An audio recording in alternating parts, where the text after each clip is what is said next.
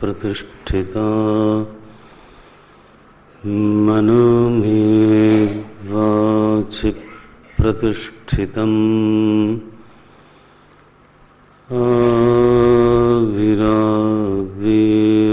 आविराविर्मयेधि वेदस्य मानिस्थः श्रुतं मे मा प्रहासीः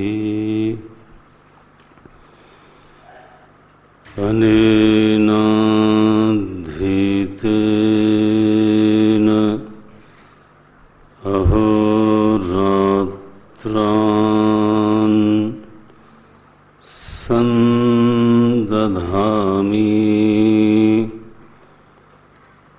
श्रुतं वदिष्यामि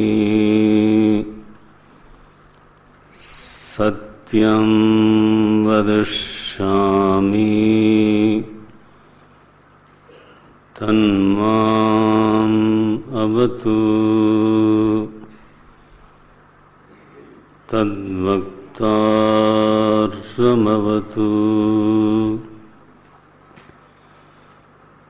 अवतु माम्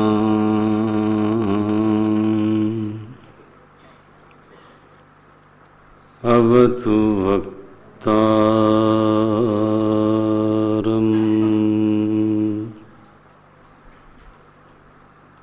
अवतु वक्तारम्।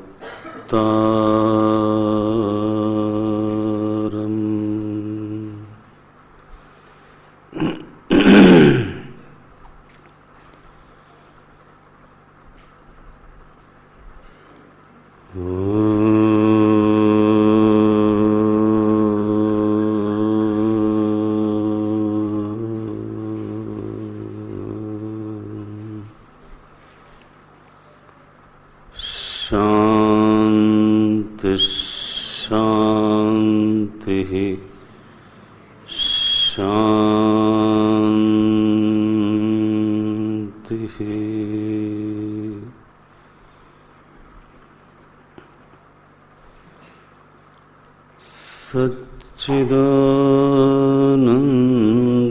सच्चिदानन्दरूपाय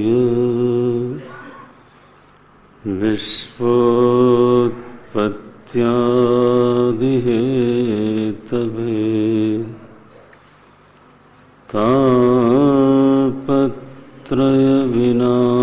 तापत्रयविनाशाय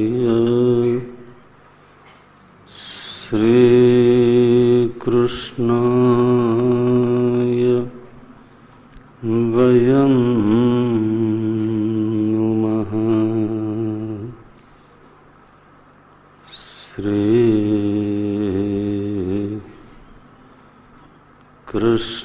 श्रीकृष्णाय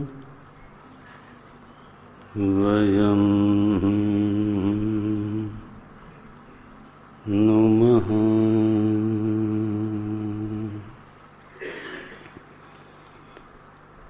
यं प्रव्रजन्तमनुपेतमपेतकृत्यं सत्यम् द्वैपायनो विरह कातर आजुहाव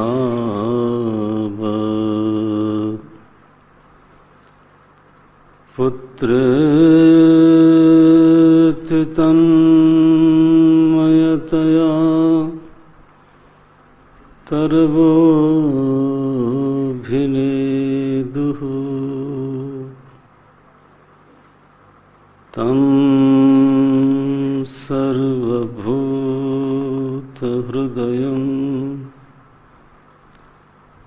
मुनिमानतोऽस्मि।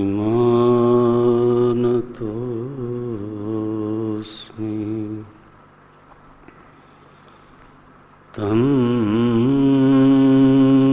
सर्वभूतहृदयं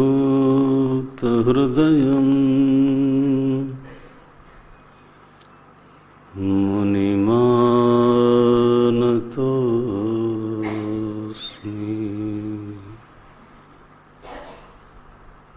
नारायणं नमस्कृत्य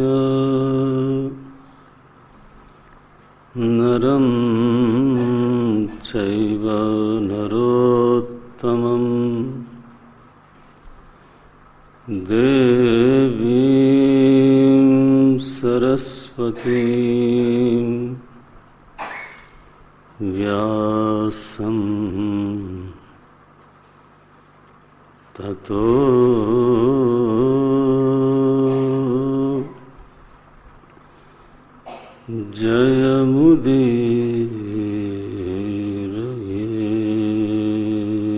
जयमुदीरयेत्।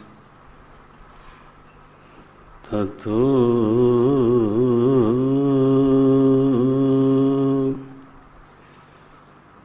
जयमुदीरयेत्।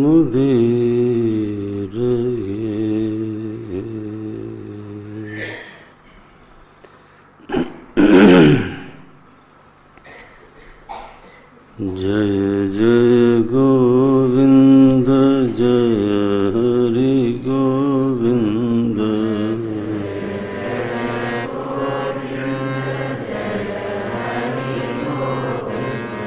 जय जय गोविंद जय हरि गोविंद।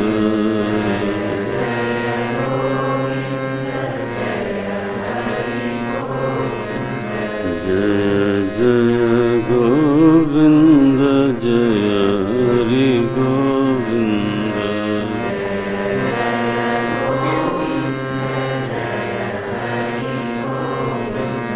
जय जय गोविंद जय हरि गोविंद। जय जय गोविंद जय हरि गोविंद।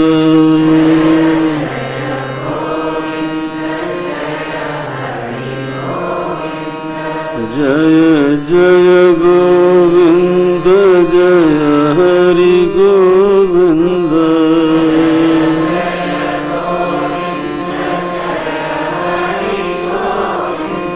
जय जय गोविंद जय हरि गोविंद। जय जय गोविंद जय हरि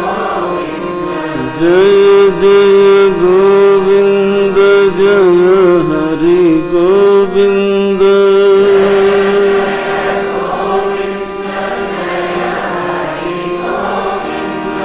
जय जय गोविंद जय हरि गोविंद।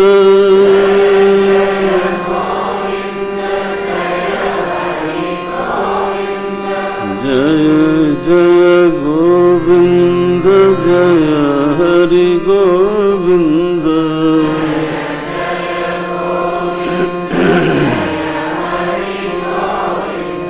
जय जय गोविंद जय हरि गोविंद।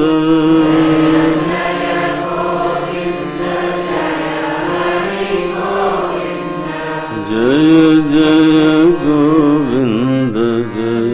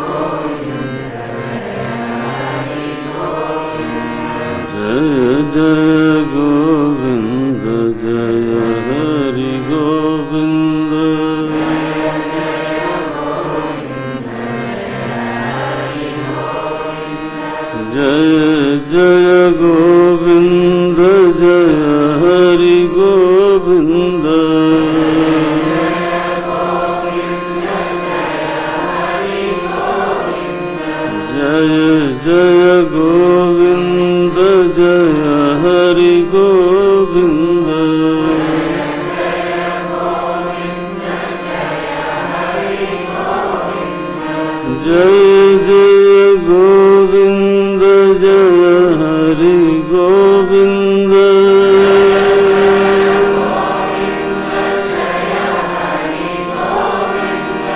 जय जय गोविंद जय हरि गोविंद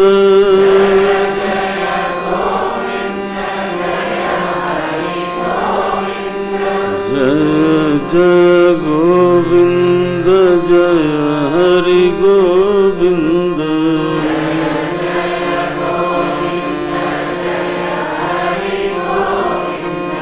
जय जय गोविंद जय हरि गोविंद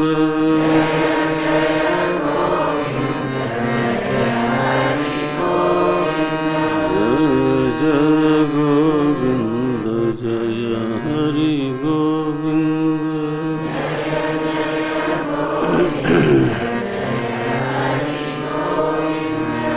जय जय गोविंद जय हरि गोविंद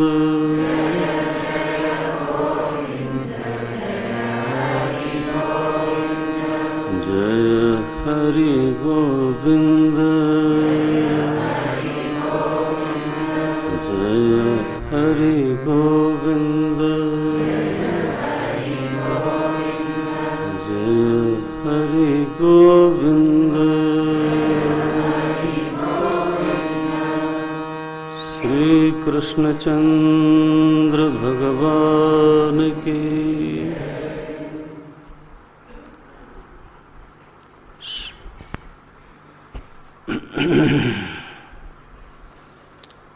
नारायण नारायण नारायण।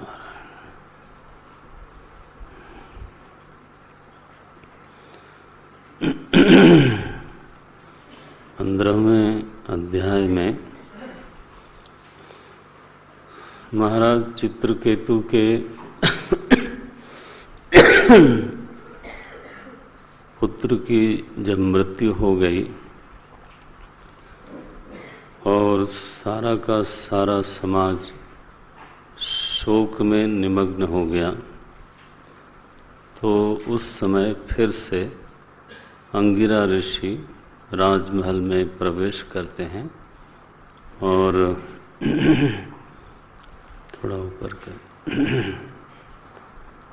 और नारद जी साथ में उनके आते हैं। वहाँ पर जो संवाद हुआ है,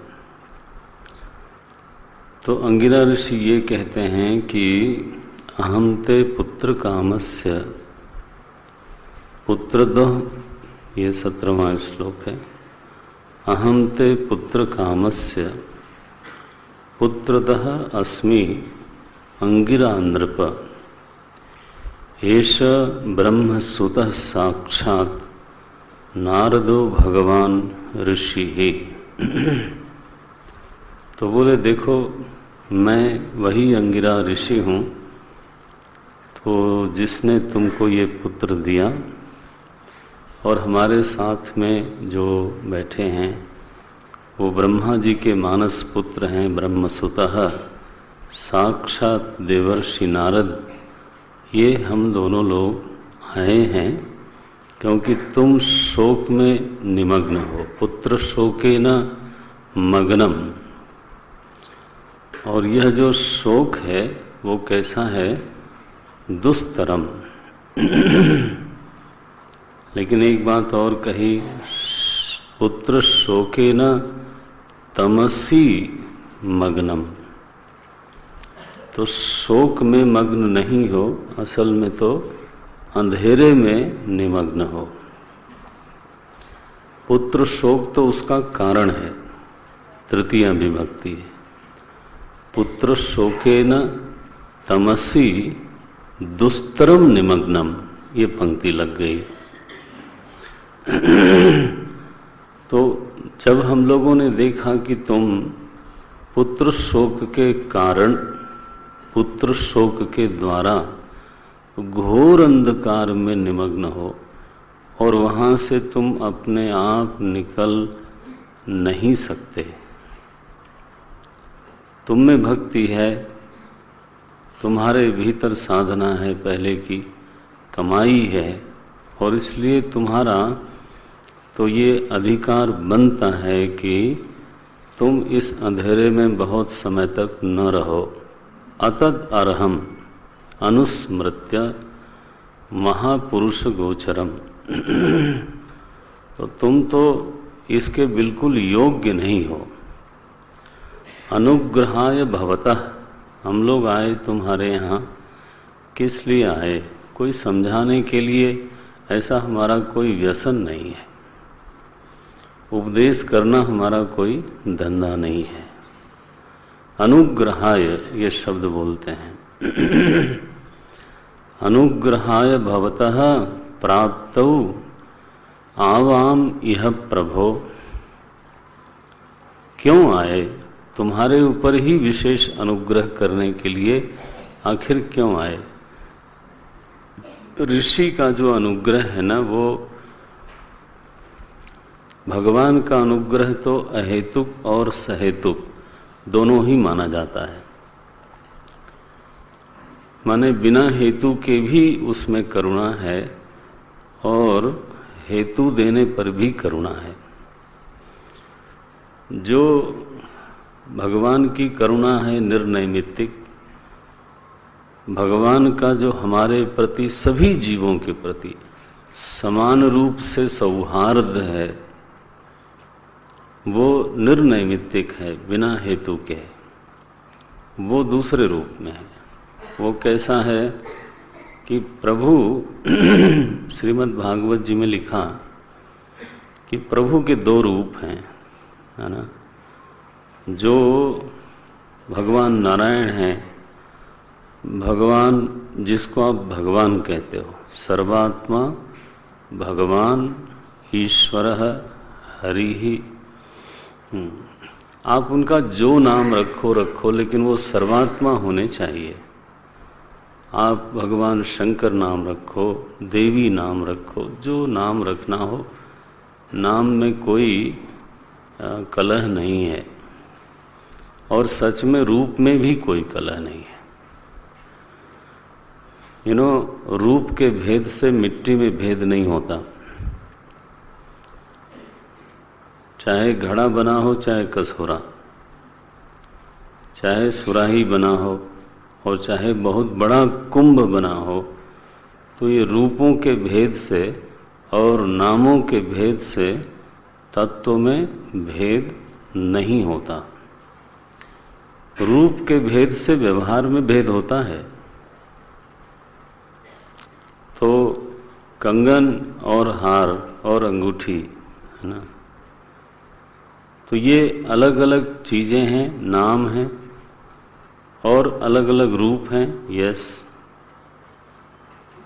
लेकिन तत्व में भेद नहीं होता। तत्व तो सोना ही है।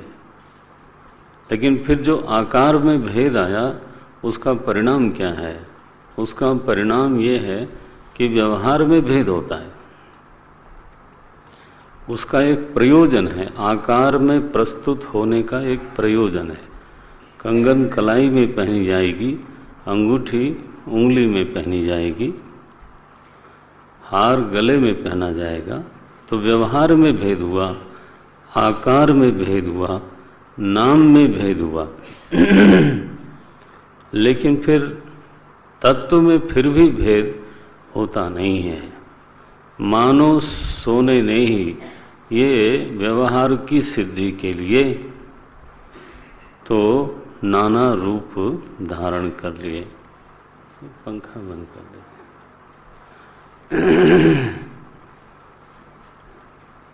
तो इस रहस्य को थोड़ा सा ध्यान में रखना चाहिए। तो जो मिट्टी है, जो सोना है, उसमें भेद होता नहीं। इसी तरह से तो आप नाम भगवान ही नाना रूपों में प्रकट होते हैं, तो भगवान के भी नाम अलग अलग हो जाते हैं, रूप अलग होते हैं, और उनका चरित्र और व्यवहार भी अलग होता है। क्योंकि वो क्यों होता है कि जैसे कलाई को भूषित करने के लिए कंगन चाहिए, और गले को विभूषित करने के लिए हार चाहिए। कंगन से गले की शोभा नहीं बनती और गले के हार से कलाई की शोभा नहीं बनती। तो जैसे अंग अलग हैं तो आभूषण भी, सोना वही होगा लेकिन आभूषण अलग चाहिए। ऐसे ही भक्तों के हृदय अलग हैं।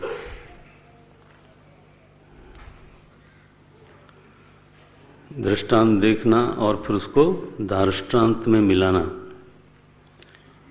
भक्तों के हृदय अलग अलग हैं, तो हर भक्त का हृदय एक ही प्रकार के चरित्र से विभूषित नहीं होता, विभ्राजित नहीं होता, उसमें रस का वैसा ही प्रभाव नहीं आता।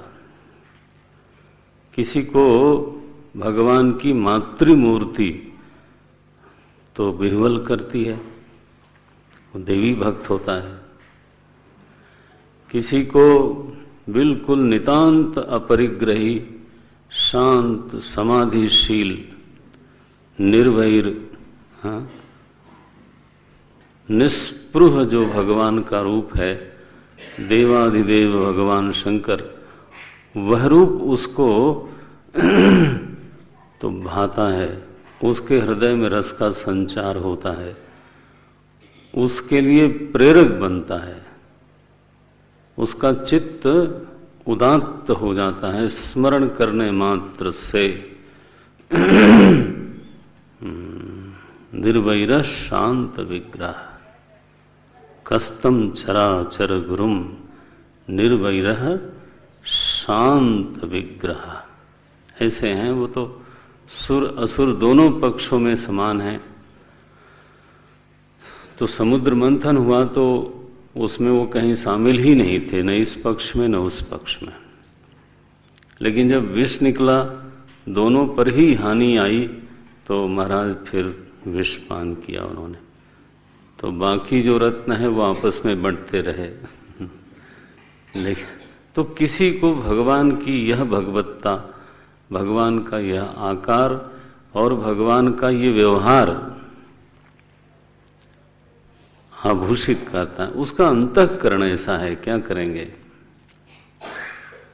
सोने का आकार जो कंगन है वो कलाई को आभूषित करता है, गले को नहीं। तो अंग भेद से आभूषण में भी भेद होना चाहिए, ठीक है। तो भक्तों के हृदय भेद से, भगवान वही है, ध्यान रखना, सोना है वो, आदमी नहीं है वो। तो भक्तों के हृदय भेद से भगवान के आकार और व्यवहार और नाम में भेद होना चाहिए। कोई भक्त है जिसको लगता है कि नहीं, आसुरी शक्तियों का कोई दमन करने वाला चाहिए, दैवी शक्तियों का कोई पक्ष लेने वाला, कोई पोषण करने वाला चाहिए, जगत को संभालने वाला चाहिए, वो श्रीमान हो, लक्ष्मी का पति हो, देखो इन्वॉल्व होता हो और धर्म की रक्षा के लिए, भक्त के पोषण के लिए तो हमारे साथ खड़ा हो, किसी भी हद तक चला जाए। हमारे भगवान विष्णु का ये रूप है, किसी हद तक जाते हैं। जलंधर राक्षस का वध करने के लिए वो किस हद तक चले गए। तो ये पोषण का रूप है, धर्म संस्थापन का रूप है। वो बहुत सारे भक्तों के हृदय को यही रूप आप्लावित करता है, यही रूप उनको आस्वादन देता है, भरोसा देता है। तो भगवान के रूप अनेक हो सकते हैं, उसका एक प्रयोजन है, नाम अलग हो सकते हैं, चरित्र व्यवहार अलग होता है। संस्थापन के प्रयोजन से जो भगवान आकार लेते हैं तो उस भगवान का नाम महाविष्णु रखा गया। तो उनमें भी संस्थापन का एक तरीका सबको आनंद नहीं देता। एक है मर्यादा पुरुषोत्तम, और इस तरीके से धर्म का संस्थापन करते हैं, मर्यादा में पूरी तरह से रहते हुए। और एक है मर्यादातीत पुरुषोत्तम, जिसको आप लीला पुरुषोत्तम कहते हो। ध्यान रखना, अमर्यादा पुरुषोत्तम मत बोल देना कभी। हाँ, कोई कोई बोलते हैं महाराज भगवान कृष्ण ने जो कहा है उसको ध्यान से सुनना चाहिए, जो किया है उसका पालन नहीं करना चाहिए। तो इसका मतलब है कि आपके मन में कहीं इस बात को लेके ग्लानि है, चोर छिपा है कि कृष्ण भगवान ने काफी कुछ गलत किया हुआ है, बच्चों को वो नहीं सिखाना चाहिए। एक होता है नियम तोड़ना, एक होता है नियम से अतीत होना। दोनों अलग अलग बातें। भगवान की भगवत्ता कभी ऐसी भी दिखनी चाहिए कि वो किसी बंधन में नहीं है, यहां तक कि नियम के बंधन में भी नहीं है। तो बोले फिर नियम तो टूटा? नहीं टूटा। नियम तोड़ने वाले का कभी मंगल नहीं होता, निश्चित जान लो। मर्यादा को तोड़ने से, नियम को तोड़ने से मंगल की उत्पत्ति नहीं होती।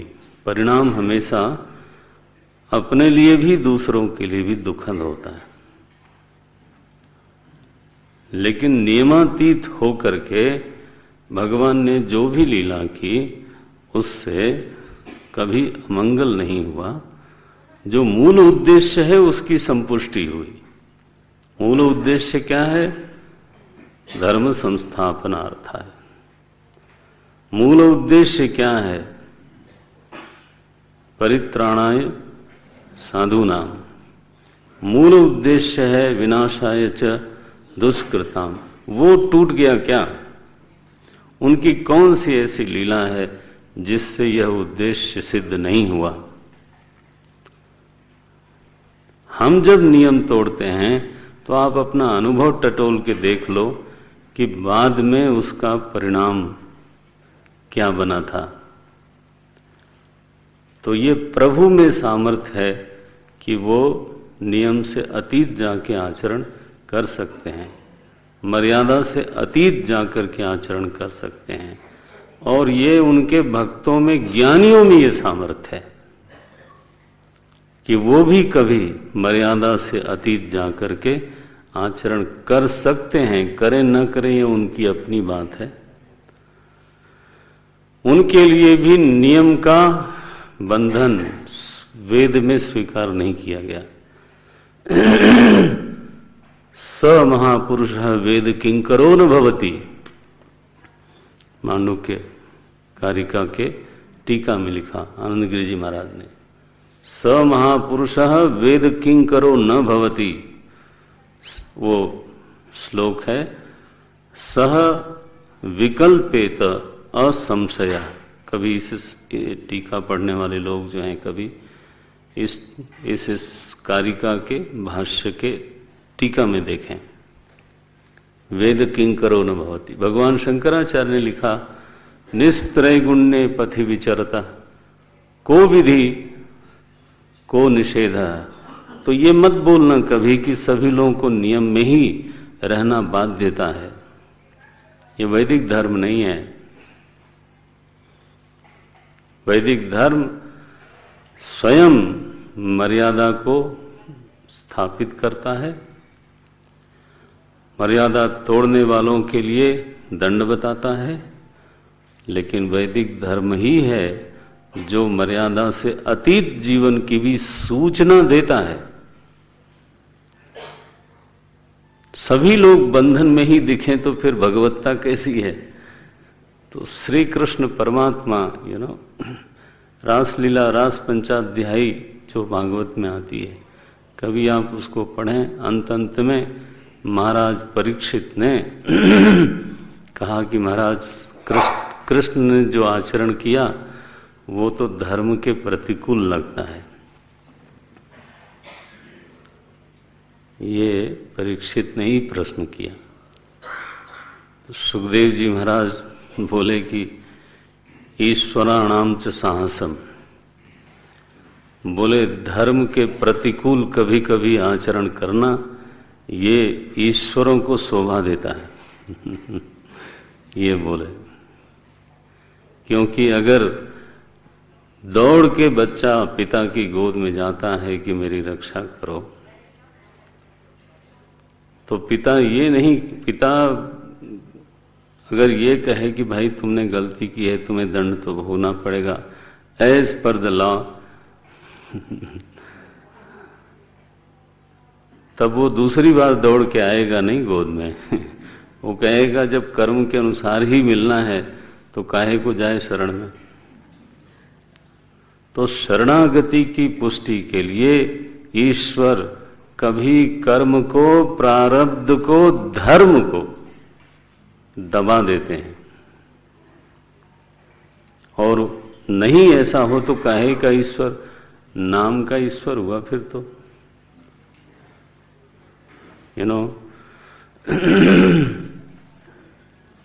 भगवान कृष्ण के गुरु माता ने कहा कि मेरा एक ही पुत्र था, वो समुद्र में मर गया, गुरु दक्षिणा यह है कि तुम उसको ले आओ।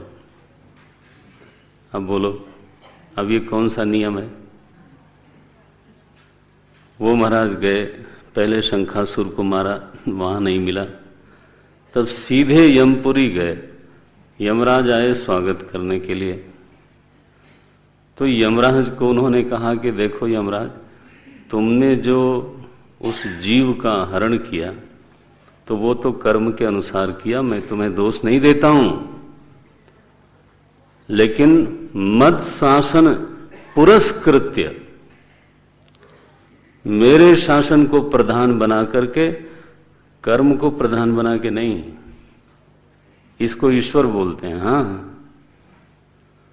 मत शासन पुरस्कृत्य, मेरे शासन को प्रधान बना के उसको ले आओ। अब यमराज ये नहीं कह सकते थे कि महाराज कर्म प्रधान विश्व करी राका, बोले कर्म प्रधान विश्व, भागवत धर्म प्रधान है। किचन वालों को कोई पीछे से चला जाए, एक बार बोल दे कि उन लोगों के जो स्वर हैं वो यहां तक वो आपस में निमग्न लोग हैं, हम लोग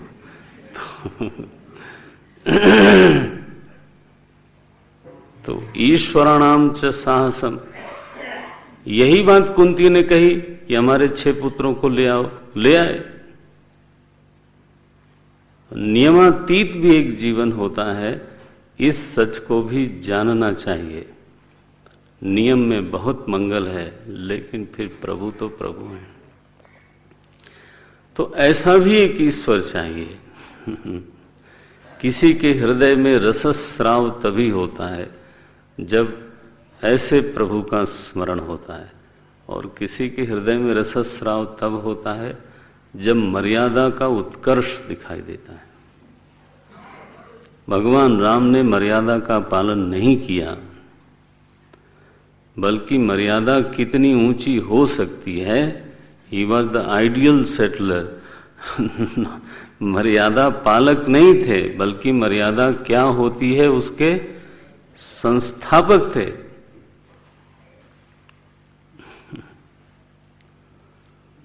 वो उन्होंने एक रिकॉर्ड बना दिया कि यहां तक पहुंचना है, आसपास भी पहुंच जाओ तो बहुत है। तो आइडियल को कहीं न कहीं उत्कृष्टतम रूप में जी करके दिखाने वाला कोई हो तो किसी का मन उसी पर रिश्ता है। तो हृदय में भेद है, इसलिए भगवान के आकारों में, चरित्रों में, नामों में भेद होता है। तत्व में भेद नहीं होता, सोने में भेद नहीं होता। भीतरी तत्व क्या है? बोले सर्वात्मा। वो होना चाहिए, चाहे आप नाम जो रखो। भगवान, उसमें षड ऐश्वर्य होने चाहिए। ईश्वर, उसमें जगत नियंत्रित्व होना चाहिए और उसमें दुख हरण का स्वभाव होना चाहिए। हरि ही, ये भागवत के भगवान का स्वरूप है। कम से कम 5-10 बार आया होगा ये नाम।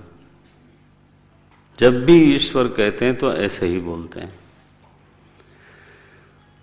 तस्माद् भारत सर्वात्मा भगवान ईश्वरो हरिः श्रोतव्यः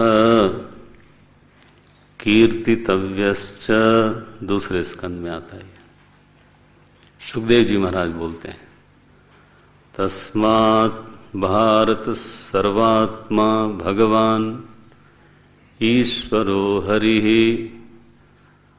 श्रोतव्यः कीर्तितव्यश्च स्मर्तव्यश्च इच्छता भयम। ये हैं। आगे फिर तीसरे स्कंद में जब नारद जी को ब्रह्मा जी ने सुनाया ना भागवत, तो बोले यथा हरौ भगवती, देखो हरि और भगवान दोनों नाम लिया। यथा हरौ भगवती नृणाम भक्तिर्भविष्यति सर्वात्मनि अखिलाधारे इति संकल्प्य वर्णय संग्रहोऽयं विभूतीनां त्वं एतत् विपुलीकुरु। ये भगवान मनमानी नहीं होते। भगवान का सोना ऐसा है, इसको प्रभु बोलते हैं, इसको भगवान बोलते हैं। भागवत जी में एक जगह लिखा कि भगवान सर्वात्मा है, इसलिए सबके अंतर्यामी है। भीतर रह करके वो अंतर्यामी होकर के सबका शासन करते हैं। और बाहर दुनिया में, आई टेल यू, ये मुझे भागवत में ही मिला। तो बाहर बोले, बाहर काल भगवान बन करके जगत का शासन करते हैं। भीतर उनका रूप है अंतर्यामी और बाहर उनका रूप है काल, परिवर्तन के हेतु। समस्त परिवर्तनों का कारक कौन है? कौन है?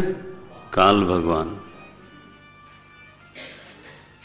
अपने बच्चे संभालो भाई।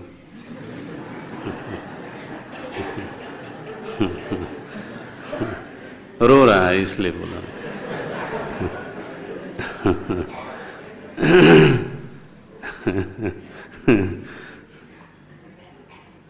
तो इसलिए जो अंतर्यामी प्रभु है, ओ मेरे मालिक, तो वो तो सब देखता है ना।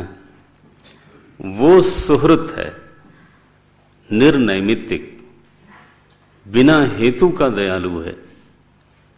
क्योंकि वो हमारे भीतर सन्मार्ग के लिए प्रेरणा देता रहता है। धियो यो न प्रचोदयात्। अच्छा, जब हम उसकी प्रेरणा को नहीं मानते तब भी देता है।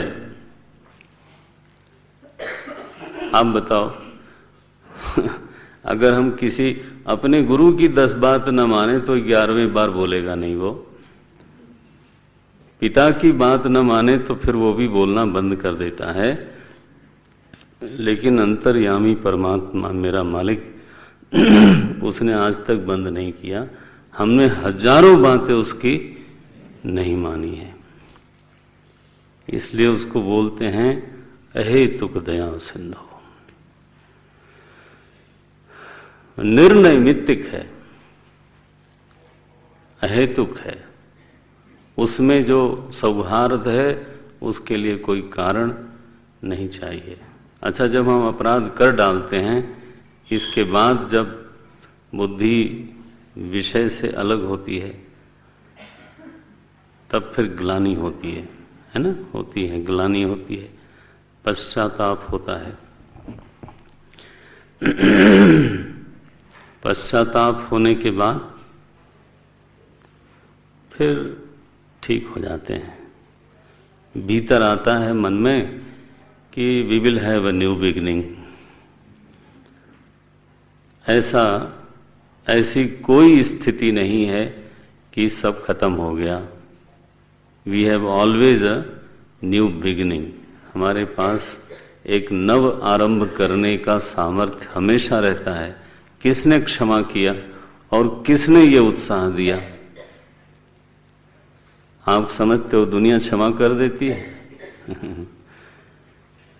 ये तो भीतर वाला है जिसने क्षमा किया और उत्साहित किया कि ओके चलो, डांट लिया तुमको, now you forget about it, you start, you have a new start.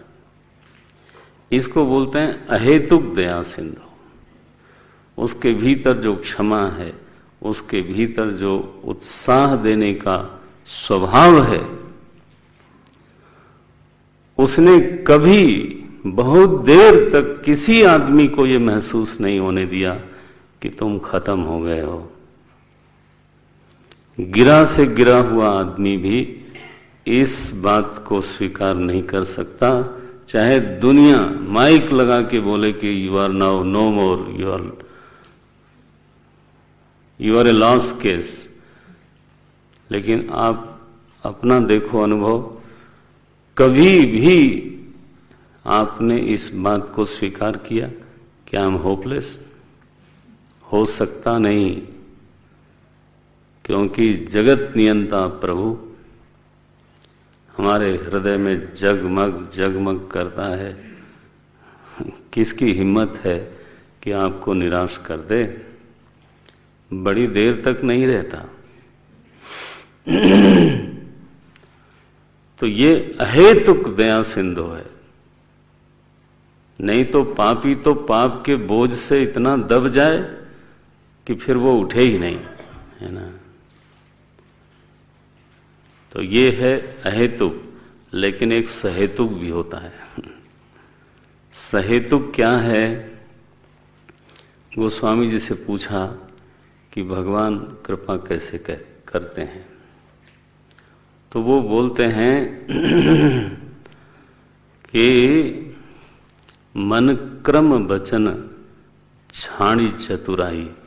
ये पंक्ति सोने की पंक्ति है। हाँ, बहुत चतुर बने बिना आदमी की परेशानी है कि वो चतुराई को छोड़ नहीं पाता। कहीं न कहीं चालाक बना रहता है। और थोड़ा स्वाध्यायी हो जाए तो थोड़ा और भी कि अब मैं जप कर रहा हूं, इससे अंतःकरण शुद्ध होगा। गणित लगाओ, बेवकूफ आदमी। ये गणित लगाने के लिए साधना होती है।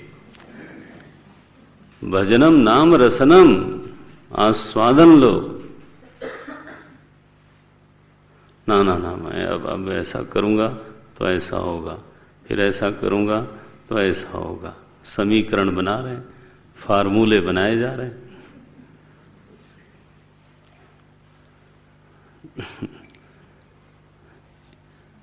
ये सब मकड़ जाल से हम सभी लोग गुजरना पड़ता है।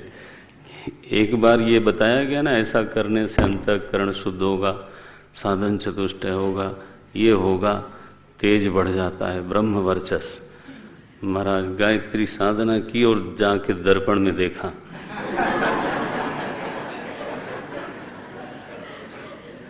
एक माला जप करने के बाद कुछ बढ़ा कि नहीं बढ़ा। वो दर्पण कहता है कि शायद कम हो गए। गणित लगाने के, वो भजन नहीं है, व्यापार हो गया वो। भजनम नाम रसनम, नाम लेने में, भजन करने में आप स्वयं आस्वादन करते हो कि नहीं करते हो? कि आस्वादन तब होगा जब दूसरा आके बोलेगा कि बड़ा अच्छा गाया, तब तो वर्तमान का रस नहीं है। जब हो जाएगा तब कोई आवेगा भविष्य में, हाँ, और तब अगर बड़ी कृपा की उसने कह दिया। ये सब बहिर्मुख वृत्ति है, बहुत ज्यादा आध्यात्मिक नहीं है। तो मन क्रम वचन छाणी चतुराई, भजत कृपा करी है रघुराई। ऐसा जब भजन होता है ना, तो कृपा करी है रघुराई। यहां सहेतुक कृपा है, अहेतुक नहीं। भजन इसमें हेतु है। ये देखो, तो ऐसा है। चित्रकेतु कहीं न कहीं भगवत भक्त है। वो लिखते हैं अनुग्रहाय भवतः। देखो, त्वत्तः नहीं लिखा, तव नहीं लिखा, भगवान शब्द का प्रयोग किया ना। आपके ऊपर अनुग्रह करने के लिए हे सम्राट हम यहां दोनों आए हैं, क्योंकि ब्रह्मण्यः भगवत भक्तः। ये चित्रकेतु का अंतर व्यक्तित्व है। आपने उसको पुत्र शोक में देखा, राजा के रूप में देखा ना, निसंतान होने से दुखी होकर के देखा, लेकिन असली में वो ऐसा नहीं है। उसके भीतर असल में ये है ब्रह्मण्यः। तो तुम ब्राह्मणों के भक्त हो, संतों की सेवा करते हो, उनके चरणों के नीचे बैठते हो, पाद प्रक्षालन करते हो। अंगिरा ऋषि ने स्वयं इस बात को देखा था कि जब वो गए तो कैसा स्वागत किया, कैसी सेवा करी। ब्रह्मण्य, यह पहली योग्यता। दूसरी कही ब्रह्मण्य भगवत भक्त। न अवसीदतुम रहती, ऐसा होने पर भी तो अवसाद में रहे, ये उसके लिए योग्य नहीं है। इसलिए हम आए, बिना बुलाए आए। ये भगवान का विधान है। और अंगिरा ऋषि बोलते हैं, तुम्हें मालूम है पहले भी जब हम आए थे तो तदा एव ते परम ज्ञानम ददामी गृहम आगतः। उस समय भी जब हम आए थे ना, तो ज्ञान देने के लिए ही आए थे, लेकिन तुम्हारे भीतर अभिनिवेश था कि मेरे पुत्र नहीं है, संतान होवे, संतान होवे, संतान होवे। तो तुम्हारे चित्त में एक प्रतिबंध पड़ा हुआ था, तो मैंने पुत्र ही दे दिया। अब यहाँ जो कथा में प्रवेश की बात है, ये संत कैसा होता है? भगवान का ही रूप है। तो जो चित्त में प्रतिबंध था ना, चित्रकेतु के आसक्ति थी, एक तरह की अभिनिवेश था, तो दूर किया उसको। विवेक से दूर हो नहीं सकता था, तो पूरा करके दिया कि ठीक है, ले लो। और इसके बाद जब पुत्र शोक हुआ तब आए, तो प्रतिबंध शून्य चित्त था, तब आए। लेकिन ध्यान रखें कि अभी भी वो प्रतिबंध शून्य नहीं हुआ है, चित्त में शोक है। समझाने पर कम हो गया, लेकिन शोक तो है। तो यहां जो ऐसे ही ग्रंथ का स्वाध्याय होता है, तो यहां संबंधों को लेकर के आपने प्रातः सत्र में पढ़ा, काफी कुछ टिप्पणी की गई है। उन्होंने कहा रेत जैसे नदी बहती है तो बालू बालू से सट जाते हैं, संयोग होता है, वियोग होता है। वैसे काल की नदी बह रही है और उसमें एक जीव दूसरे जीव के करीब आते हैं और फिर बिछड़ जाते, इत्यादि इत्यादि।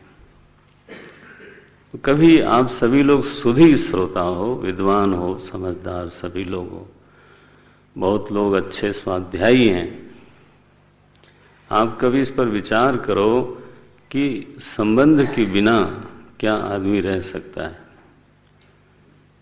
मनुष्य एक सामाजिक प्राणी है और उसको संबंधों की जरूरत पड़ती है, संबंधों से उसको तृप्ति होती है। संबंधों को चाहे जितनी गाली दी जाए लेकिन अब ऐसा तो नहीं होता, मैंने देखा तो नहीं किसी को कि कोई बिना संबंध के रहता हो। साधुओं का अपना ही समाज बन जाता है, बैठते हैं एक साथ, चाय पीते हैं, इधर उधर की बातें भी करते हैं, हमेशा थोड़ा वेदांत की बात करते हैं।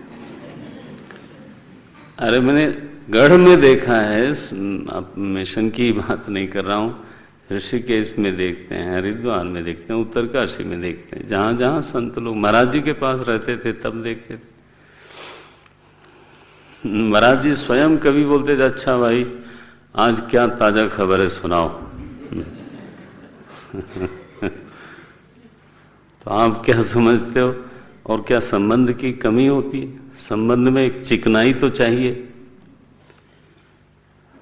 आप क्या बोलते हो? स्नेह चाहिए। स्नेह माने क्या होता है संस्कृत में? चिकनाई। चिकनाई माने क्या? हाथ में तेल लगाओ तो लग जाता है, पानी लगाओ तो नहीं लगता। ठीक है कि नहीं? तो चिकनाई तभी है जब कोई हमारे मन में लग जाए और हम उसके मन में लग जाएं। इसी को चिकनाई बोलते हैं, इसी को स्नेह बोलते हैं। आप हमारे मन में लगो ही नहीं और न आपके मन में मैं लगूं, बस क्या संबंध है? तो चिकनाई चाहिए, स्नेह चाहिए। ये सूखे लोग, उनका क्या संबंध किसी से होगा? वो फ्रस्ट्रेटेड भी रहते हैं, वहाँ जाने में भी, उनसे मिलने में भी मजा नहीं देता, खुशकी बहुत रहती है, तो मजा नहीं आता। थोड़ा स्नेह चाहिए संबंधों में। टिप्पणी बहुत खराब खराब की गई है। महाराज जी ने एक बार बोला कि भगवान ने बंधन बनाया, बंधन भी उन्हीं में से पैदा हुआ, ब्रह्मा जी से। तो वो गया दुनिया में और उसको किसी ने अपने घर में बैठाया नहीं। बंधन को कौन बैठाए? तो बेचारा बहुत परेशान हुआ, भूखा प्यासा वापस गया ब्रह्मा जी के पास। बोले महाराज मुझे क्यों बनाया आपने? बोले क्या हो गया? बोले क्या हो गया बोलते हैं आप? जब से गया हूं दुनिया में किसी ने बैठने के लिए नहीं कहा, पानी की तो बात ही छोड़ो। तो बोले ऐसा करो, तुम जरा पार्लर में हो के आओ, ब्यूटी पार्लर में हो के आओ, जरा मेकअप करो यार, बेवकूफ हो तुम, मूर्ख हो, तो जरा खूबसूरत बन जाओ। तो बंधन जब सम्यक हो गया ना, तब उसका नाम पड़ा संबंध।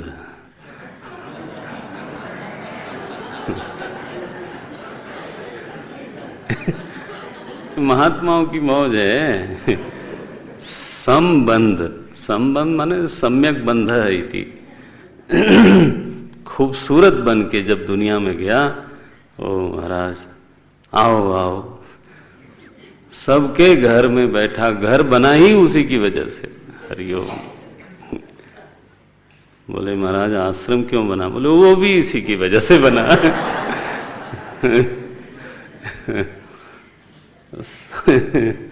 तो चाहे जितनी टिप्पणी की जाए, लेकिन संबंध चाहिए। मनुष्य एक सामाजिक प्राणी है और आसक्ति नहीं चाहिए, ये भी एक सच है। तो then where is the balance lies?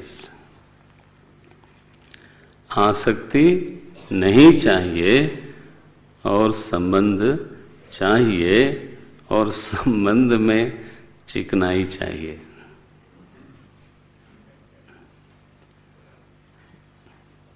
तो ये जीवन का एक जीवन की मांग है। हवाई बात करने से तो कोई मन को बात लगती नहीं।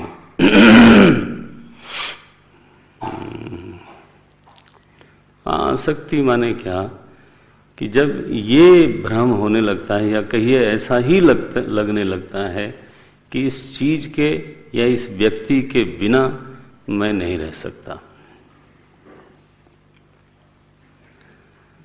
एक तरह की पराधीनता, डिपेंडेंस, अविनाभाव खड़ा हो जाए कि इसके बिना मैं नहीं रह सकता। तो जब अपने अस्तित्व का हेतु मान बैठते हैं किसी को, तो naturally I try to possess that person or thing by any mean, ये है।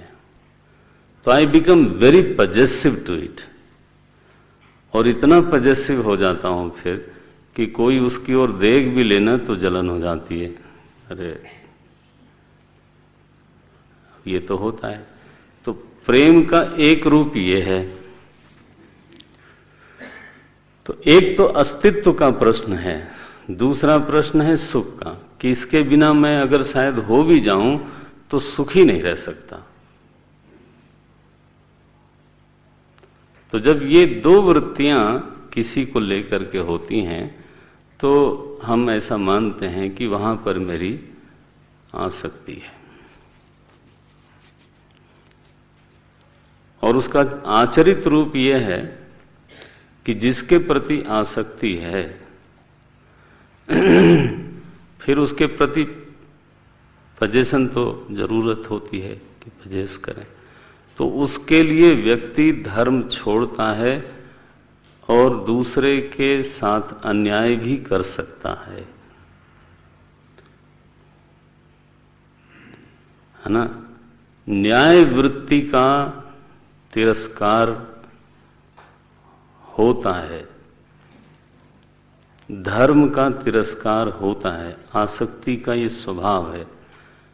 धृतराष्ट्र को पुत्र से प्रेम था, जहां तक प्रेम था हमको शास्त्र को कोई आपत्ति नहीं है। लेकिन जब आप कहोगे आसक्ति थी, तो क्या किया उन्होंने? पांडवों के साथ अन्याय किया, न्याय का तिरस्कार हो गया, धर्म का तिरस्कार हुआ। तो आसक्ति नहीं चाहिए, संबंध से किनारा नहीं किया जा सकता, संबंध चाहिए। अभी तक तो मेरी यही समझ है, संबंध चाहिए, संबंध के बिना हम रह नहीं सकते। प्रेम चाहिए, प्रेम के बिना हम रह नहीं सकते। जीवन में रस नहीं आता। सूखा आदमी ठूंठ की तरफ, उसमें कोई हरियाली नहीं, कोई पत्ते नहीं। इसको कोई वैराग्य नहीं बोलता, इसको ऐसा बोलते हैं कि उस पेड़ में जीवन नहीं है, न फल है, न फूल है, न पत्ते हैं, न छाया दे सकता है। ये कोई बात होती है? प्रेम चाहिए, वो तब तक आदरणीय है जब तक न्याय करने में समर्थ हो, धर्म का सत्कार करने में समर्थ हो। और साथ में अब देखो, महाराज दशरथ को भगवान से प्रेम था, लेकिन उन्होंने धर्म का त्याग नहीं किया। ठीक है, न्याय का त्याग नहीं किया। और मैं अगर ऐसा कहूं कि कौशल्या माता को भी प्रभु से, उनसे कम प्रेम नहीं रहा होगा, लेकिन उनके लिए तो और भी कठिन था, क्योंकि महाराज तो प्राण छोड़ गए। लेकिन माता जी का जरा सोचो, भरत के प्रति द्वेष नहीं हुआ, और कहीं भी नहीं आता कि कैकेयी के प्रति उनके मन में द्वेष आया हो। कहीं लिखा तो नहीं है, मैंने पढ़ा तो नहीं है मैंने। बल्कि उन्होंने ये तक कहा राम जी से कि अगर केवल पिता की आज्ञा है तो मां बड़ी होती है, ये रामायण में लिखा है। I can over rule him. लेकिन अगर कैकेयी की आज्ञा भी उसमें शामिल है तो राम वन सत अवध समाना, तुम्हारा जो वन है ना वो 100 अयोध्या के बराबर है, तुम्हें जरूर जाना चाहिए। ये देखो, ऐसा कहा उन्होंने। तो कौशल्या में प्रेम नहीं था, प्रेम था लेकिन आसक्ति नहीं थी। न्याय नहीं छोड़ा, धर्म नहीं छोड़ा, द्वेष नहीं होने, माने उनके प्रेम में द्वेष प्रवर्तकत्व नहीं था। थोड़ा अपनी भाषा बोल रहा हूं। द्वेष को प्रवृत्त करने की क्षमता नहीं थी। जनरली प्रेम में से द्वेष निकल आता है। ऐसा प्रेम वंदन के योग्य है। उसके बिना जीवन नहीं चलता। संबंध तो चाहिए, प्रेम तो चाहिए। वैराग्य के नाम पर आप प्रेम का तिरस्कार करो। महाराज संत तो यहां तक कह जाते हैं कि वैराग्य इतनी बड़ी बात नहीं है कि उसके लिए प्रेम का तिरस्कार किया जाए।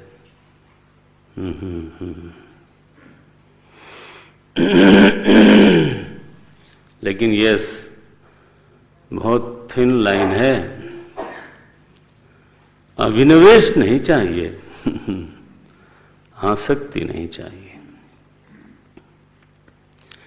जीवन में प्रेम का एक रूप तो आसक्ति है और वहाँ पोजीशन है, और जीवन में प्रेम का एक रूप त्याग भी होता है। जो सबसे ऊंचा प्रेम है, अब इस पर तो हम अब समेटेंगे बात को फिर कभी। लेकिन असल में प्रेम जो है ना, वो सच्चिदानंद के आनंद का उल्लास है। जो अंतस्थ प्रभु सच्चिदानंद प्रभु हैं, आनंद घन हैं, जब वो हमारी बुद्धि वृत्ति में प्रकट होते हैं तो उनका नाम पड़ता है क्या? प्रेम।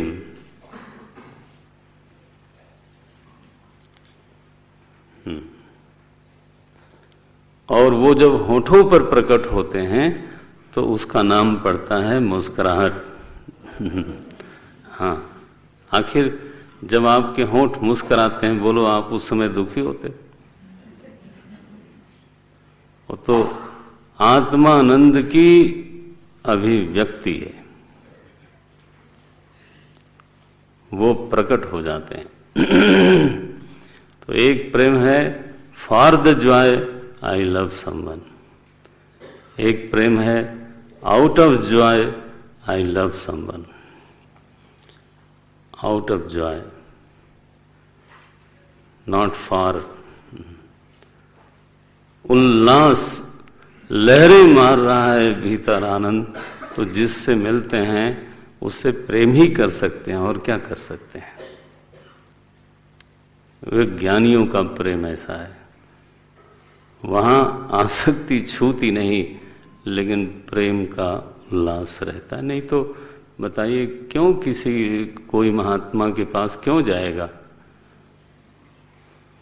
मैंने क्या लेने के लिए जाएगा? प्रेम मिलता है इसलिए जाते हैं। संत की कृपा ऐसी है। अब ये लोग आए, बुलाया तो नहीं था, बोले तुम भक्त हो, ब्रह्मण्य हो, तुमको ऐसा अवसाद में रहना योग्य नहीं है, इसलिए हम लोग आए, तुम्हारा प्रतिबंध दूर किया, और आगे जो शोक नाम का प्रतिबंध है ना, आसक्ति के कारण शोक बहुत है, तो शोक प्रतिबंध को भी अब दूर करना है उपदेश देने के पहले। पहले इच्छा प्रतिबंध को दूर किया और अब शोक प्रतिबंध को दूर करना है, तो पहले समझाया, उससे कम हुआ, लेकिन उनको लगा कि नहीं अभी पूरा कम नहीं हुआ है, तो उन्होंने उस जीव को ही बुला लिया, नारायण। जो पुत्र बन के आया था जीव, समर्थ लोग थे भाई, अनुग्रह करने में, वर देने में और शाप देने में समर्थ लोग थे। उन्होंने उस जीव का आह्वान किया, आओ भाई तुम जरा मिलो इन लोगों से। 16वें अध्याय में उस जीव को बुलाया गया। इसको बोलते हैं संत कृपा, प्रतिबंध निवर्तक वही है। उसी की शरण में रहने से बहुत सारी चीजें जो हमारे हटाए नहीं हटती, है ना, हमें पता भी नहीं चलता कि हम कैसे इसमें से निकलें। तो वो एक डांट लगाते हैं तो पता चला बाहर आ गए। ये अनुग्रह का रूप है, या एक बार समझा देते हैं बाहर आ जाता है आदमी। अनुभव की बात करता हूँ, ऐसा ही है। बहुत जगह अपने तड़फड़ाने से नहीं निकलना हो पाता, लेकिन अनुभव है कि थोड़े से प्रयास से या एक बार दो बार कहने से बहुत बार आदमी ऐसी चीज से निकल आया जहां से वो खुद नहीं निकल आ रहा था। ये सच्चाई है। शरणागति तो होनी चाहिए। तो वो बोलते हैं, जीव महाराज जरा आओ। आया जीव, सामने आ गया, सब लोग देख रहे हैं। ये 16वां अध्याय है, दूसरे श्लोक। अथ देव ऋषि राजन संपरेतम नृपात्मजम दर्शयित्वा, नृप के पुत्र को दिखाया। बोले लो जी, अभी तक आप रो रहे थे, बंद करो रोना, जरा देखो इसको।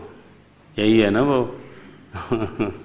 नृपात्मजम दर्शयित्वा इतिह उवाच ज्ञाति नाम अनुशोचिताम।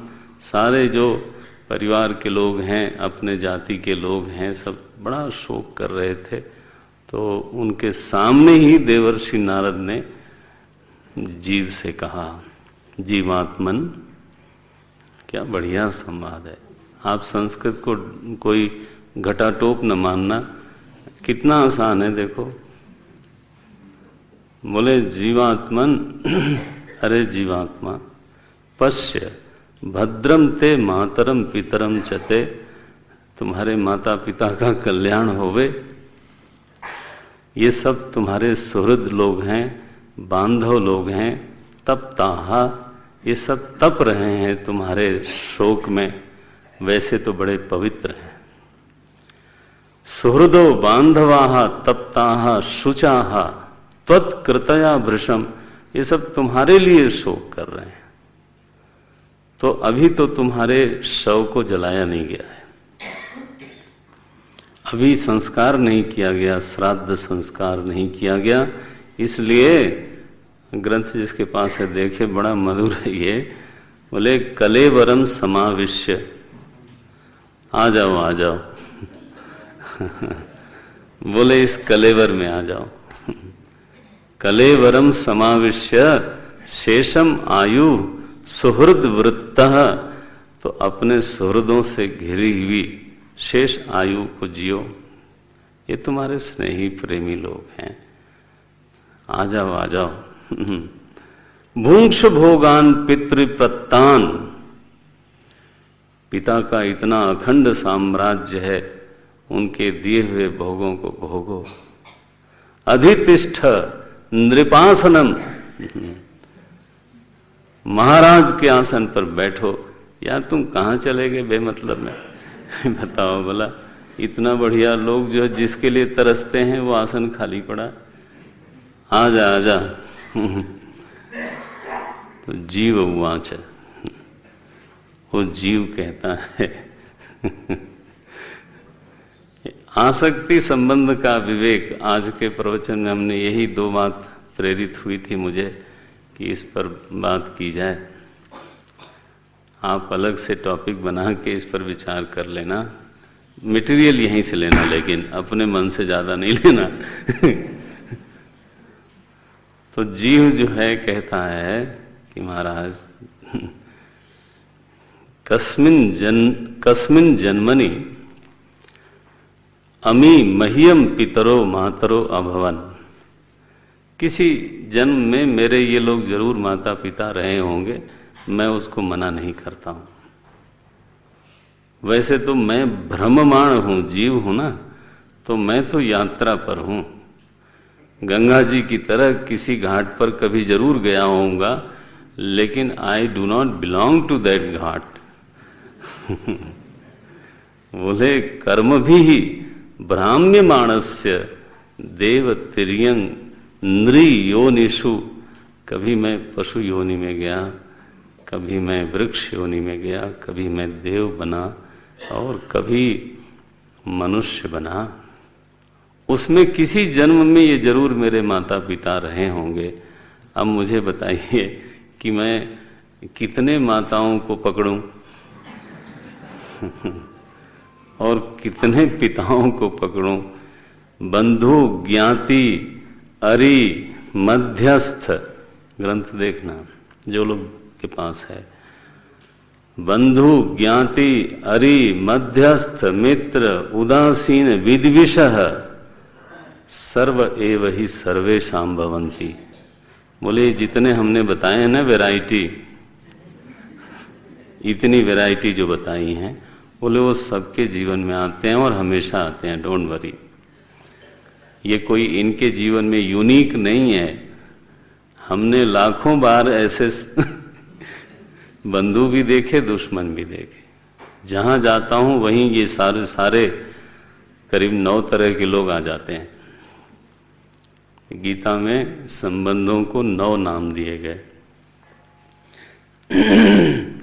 कभी ऐसे ध्यान से भी देख लेना। सुहृद मित्र, उदासीन तीसरा है, मध्यस्थ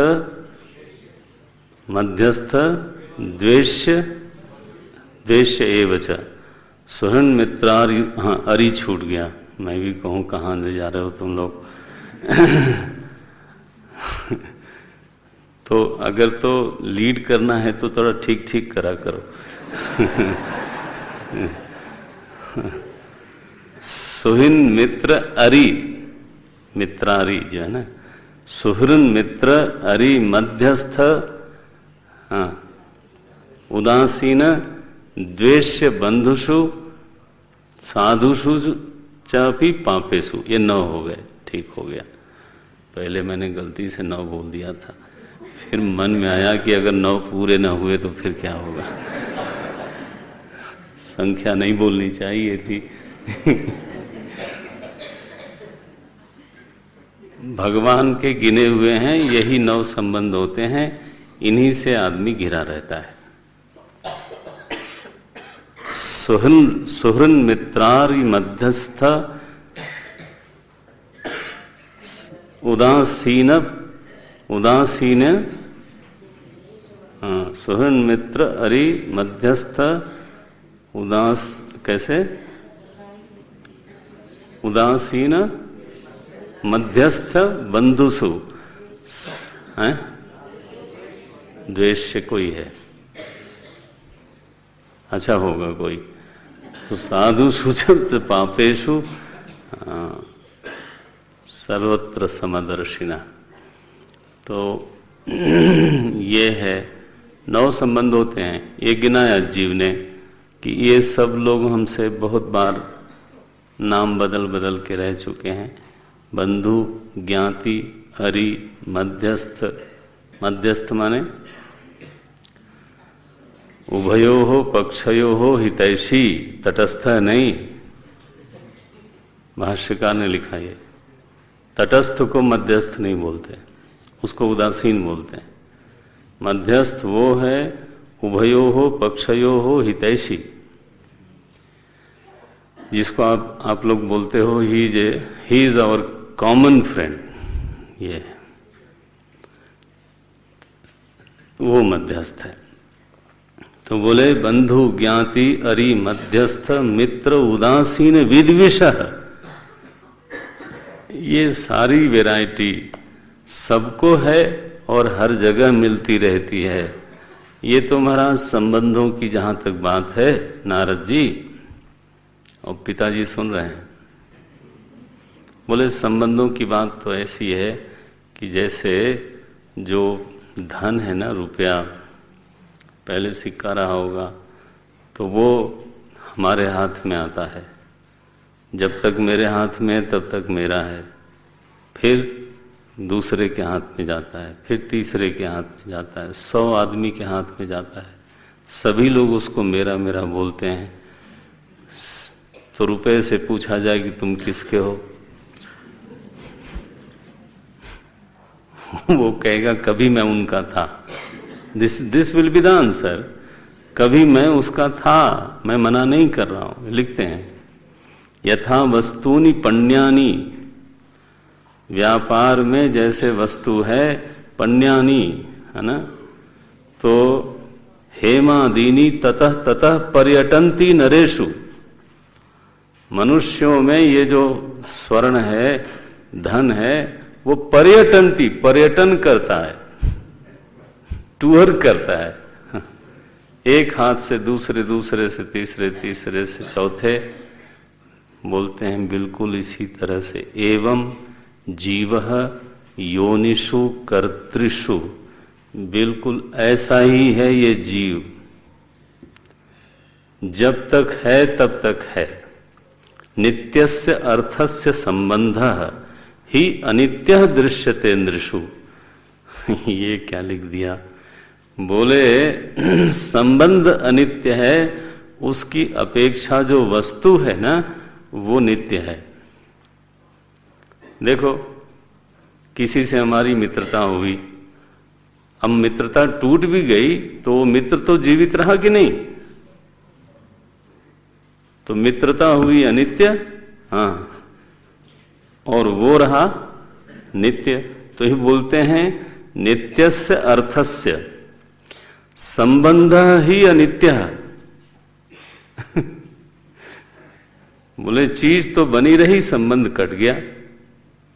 धन हमारे पास था, अब दूसरे के हाथ में गया, धन नष्ट नहीं हुआ लेकिन संबंध कट गया।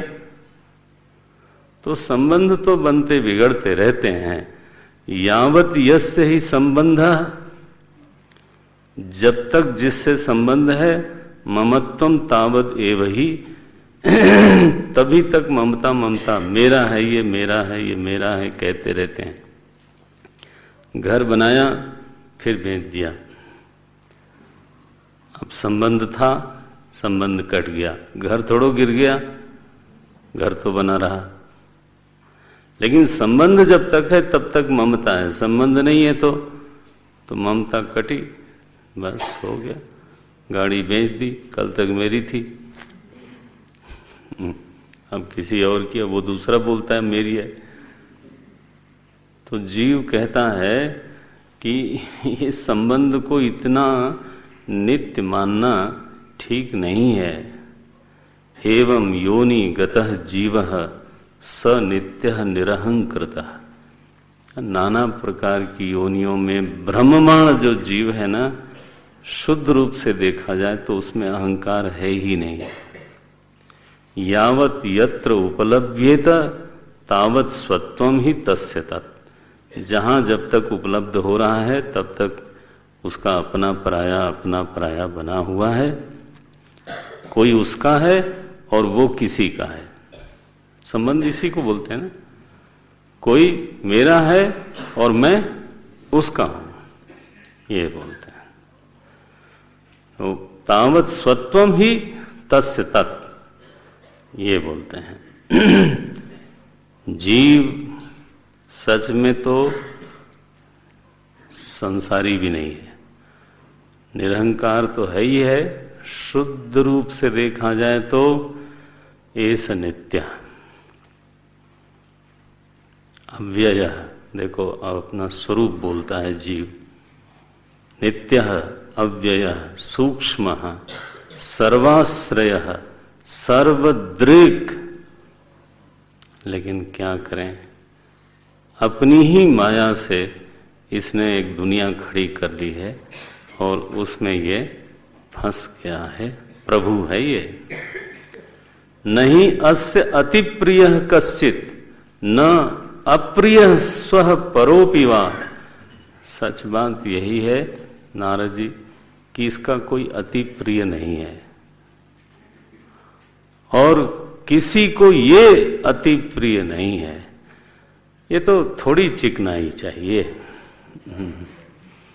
जाना तो इसको अपने स्वरूप में है, काम चलाने भर को बात चाहिए। अति शब्द जोड़ा, केवल प्रिय है भी तो लिख सकते थे कि नहीं, लिख सकते थे ना। तो इसका मतलब प्रिय तो हो सकता है, लेकिन उसको मना कर रहे हैं। क्या बढ़िया तरीका है बोलने का। नहीं अस्य अति प्रिय कश्चित न अप्रिय स्व परोपि वा। एकः सर्वधियां द्रष्टा कर्तॄणां गुणदोषयोः। गुणदोषयोः सर्वधियां एकः द्रष्टा। ये पंक्ति है। कर्तॄणाम, कर्म करने वाले जो कर्ता हैं उनके गुण दोषयोः सर्वधियाम, गुण बुद्धि और दोष बुद्धियों के बुद्धियों का एक ही ये दृष्टा है, अद्वितीय है अपने स्वरूप में। और सच बात यह है कि इसको न पाप लगता है न पुण्य लगता है। बस उसी चीज को जानना चाहिए। ना दत्ते आत्मा ही गुणम न दोषम न क्रियाफलम। अगर किसी को गीता याद हो तो देखे, भगवान ने अपने लिए कहा, ना दत्ते कस्यचित् पापम न चैव सुकृतम विभु न कर्म फल संयोगम स्वभावेन प्रवर्तते। ना दत्ते, हाँ नहीं, ना दत्ते कस्यचित् पापम न चैव सुकृतम विभु अज्ञानेन आवृतम ज्ञानम। यही है ना? करण साहब किधर है? यही है ना? यस। अज्ञानेन आवृतम ज्ञानम तेन मुह्यन्ति जन्तवः। ये किसी का पाप पुण्य लेता नहीं। दूसरा श्लोक जुड़ गया था, वो भी सुना देता हूं। न कर्तृत्वम न कर्माणि लोकस्य सृजति प्रभु न कर्मफल संयोगम स्वभावेन प्रवर्तते। वो बोला है। न क्रियाफलम, ये भी साथ में जोड़ा। आत्मा न गुण लेता है न दोष न कर्म का फल। ये तो उदासीनवत आसीना। पर अवर दृक् ईश्वर। जीव कहता है मेरा ऐसा स्वरूप है, आप बताओ मैं किसको माता बोलूं पिता बोलूं। दो हिस्से में ये बात कही। एक तो जीव भाव में रहने पर भी मेरा कोई नित्य माता पिता नहीं हो सकता। एक तो ये बात है। अगर मैं जीव भी अपने को मानूं तो मेरा कोई सच में संबंधी नहीं हो सकता और सच में अति प्रिय नहीं हो सकता। ये एक सच्चाई है। और अगर अपने शुद्ध स्वरूप की ओर देखूं तो मैं तो उदासीन, केवल दृंग मात्र हूं, चिन्मय तत्व हूं। इसके अलावा मैं कुछ हूं नहीं। बोलो नारद जी, मैं इस शरीर में कैसे घुसूं? आप कह रहे थे कलेवरम स्वम आविश्य। इस शरीर में घुसो, काहे को घुसूं? मैं अशरीरी चिन्मय तत्व अपने आनंद में बैठा हूं, मुझे क्यों आप घुसेड़ रहे हो? ये ठीक नहीं है। जब महाराज सुना राजा ने, बोले बेकार में मैं बताओ मैं यहां रो रहा हूं और ये बंदा आनंद से है। तो संत कृपा से देखो राजा के शोक की निवृत्ति हुई, पहले इच्छा की निवृत्ति हुई। इस बिंदु को पकड़ लिया जाए, पहले इच्छा की निवृत्ति हुई, फिर शोक की निवृत्ति हुई। अब अंतःकरण उसका बिल्कुल निर्मल है, तैयार है। तब उन्होंने मंत्रोपनिषद का उपदेश दिया। आरती अति पावन पुराण की, धर्म भक्ति विज्ञान खान की। आरती अति पावन पुराण की, धर्म भक्ति विज्ञान खान। महापुराण भागवत निर्मल, सुखमुख विगलित निगम कल्पफल। परमानंद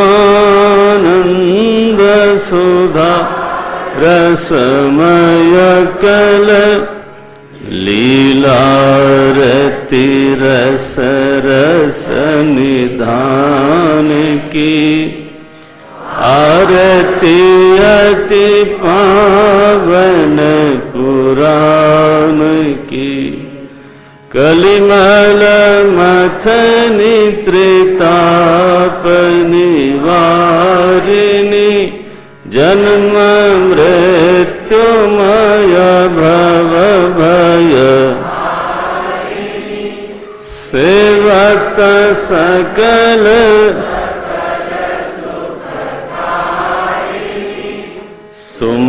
सुमहौषधि हरिचरित गान की। आरती अति पावन पुराण की, विषय विलास विमोह विनाशिनी। विमल विराग विवेक, भगवत तत्व रहस्य प्रकाशिनी। परम ज्योति परमात्म ज्ञान की। आरती अति पावन पुराण की, परमहंस मुनि मन रसिक हृदय रस रास। भक्ति मुक्ति रति प्रेम, कथाय किंचन प्रिय सुजान की। आरती अति पावन पुराण की। आरती अति पावन पुराण की। धर्म भक्ति विज्ञान खान की। धर्म भक्ति विज्ञान खान की। बोलिए श्री कृष्णचंद्र भगवान की। श्रीमद्भागवत भगवान की। श्री सुखदेव जी महाराज की। सद्गुरुनाथ महाराज की। सब संतन की। उमापति महादेव की। जय जय श्री राधे।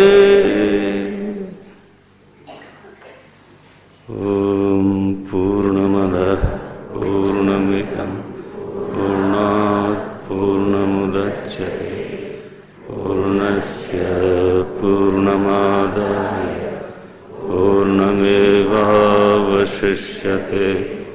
ॐ शान्ति शान्ति शान्ति। हरि ओम। श्री गुरुभ्यो नमः। हरि